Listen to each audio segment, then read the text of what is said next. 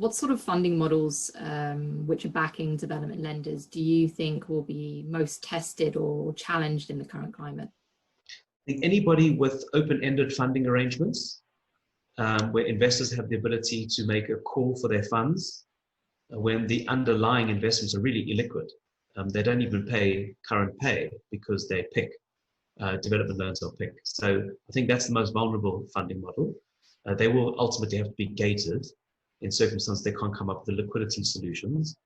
End-of-life funds, so these are funds that are gated, but they have a definitive end of life and they can't extend any further. One of the trades that we did do a few years ago had that profile.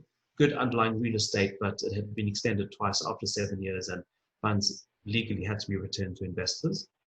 I think any funding model that's a just-in-time model that was dependent on redemptions of existing loan books in order to fund current commitments could become problematic.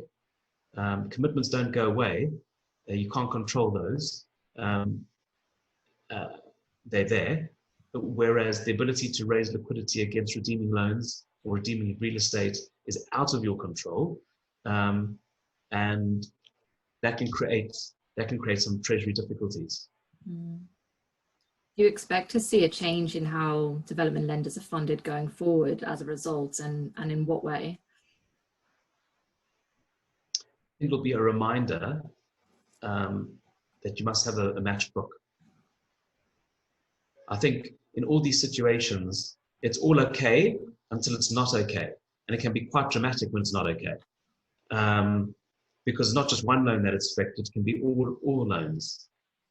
I've made mistakes in the past. I've been in a situation in the past where we had commitments to the right and funding to the left, and that funding was pulled. It made life impossible to keep things going to the right. You know, those are challenging situations, and you have to be really inventive as how you deal with that.